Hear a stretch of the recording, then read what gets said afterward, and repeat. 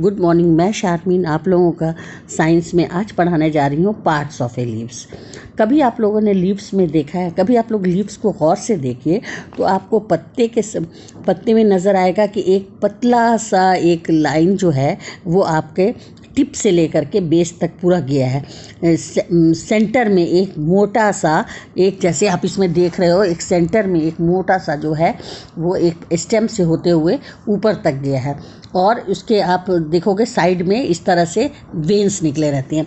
तो जो बीच में टिप से लेकर के स्टेम तक का जो वेन रहता है उसको हम लोग मिडरिप बोलते हैं। क्या बोलते हैं? मिडरिप। तो you will see A main veins, एक मेन वेन होता है जो कि सेंटर से निकलता है और सेंटर से निकल टिप से लेकर के स्टेम तक रहता है और उसके फिर साइड में बहुत सारे वेन्स रहते हैं।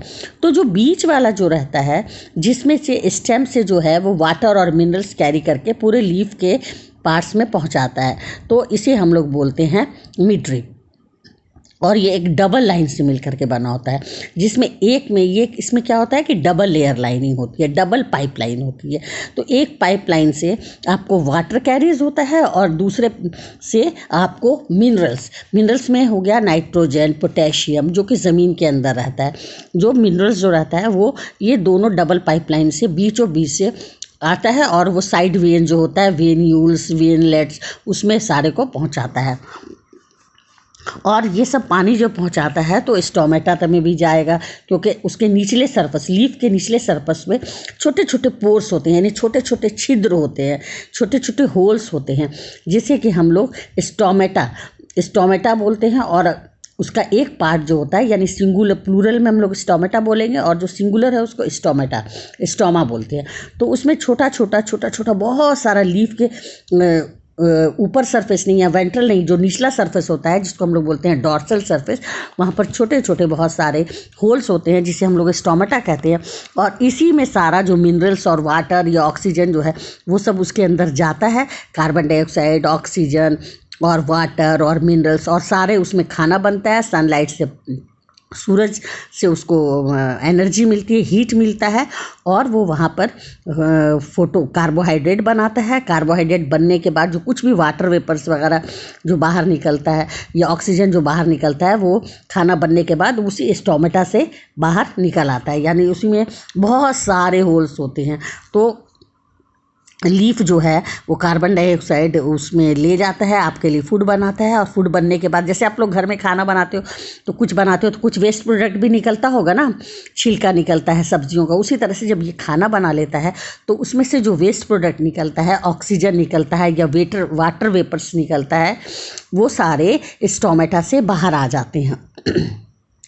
मेरे कहने का मतलब ये जो सारी प्रोसेस होती हैं ये आपकी लीव्स में होती हैं। लीव्स जो है वो एक बहुत मेन पार्ट होता है प्लांट का और ये हमेशा फैला हुआ रहता है। और इसका जो फेस होता है, यानी लीफ का दो साइड हुआ, एक वेंट्रल साइड और एक डॉर्सल साइड। डॉर्सल साइड नीचे बोलते हैं और वेंट्रल साइड ऊपर। तो वेंट्रल सरफेस जो होता है वो हमेशा सनलाइट पे रहता है और उसमें बहुत सारे मिनरल्स और सब उसमें आता है, उसमें किचन में आता है लीफ में। और वहाँ निचले सरफेस पे स्टोमेटा रहता है, उसमें आपका फूड प्रिपेयर होता है। फूड प्रिपेयर करने के बाद जो फूड प्रिपेयर करने के प्रोसेस को हम लोग प्रकाश संश्लेषण या फोटोसिंथेसिस बोलते हैं। उसके बाद से जो वेस्ट प्रोडक्ट, इसमें ऑक्सीजन और वाटर वेपर निकलता है, वो स्टोमेटा से बाहर आ जाता है और इसी ऑक्सीजन को फिर हम लोग अपने ब्रीथिंग में यूज़ कर लेते हैं।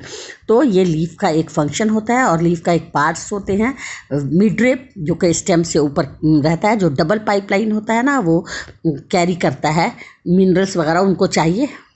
वहाँ पर तो कोई, यहाँ तो घर में लोग हैं तो वो कोई पानी ला दिया, कोई कुछ कर दिया, वो लीफ अपने आप ही ट्रॉपिक मेथड से वो खुद अपना फूड बनाता है। तो आज हम लोगों ने ये पूरा चैप्टर पढ़ लिया, लीफ के बारे में भी और स्टोमेटा के बारे में भी। तो आप लोग मुझे लग रहा है समझ गए, और जो देख रहे होंगे वो तो कमेंट, अगर आप लोग को नहीं समझ में आ रहा है, कुछ प्रॉब्लम हो रहा है तो कमेंट सेक्शन में ज़रूर लिखिए। Okay, take care.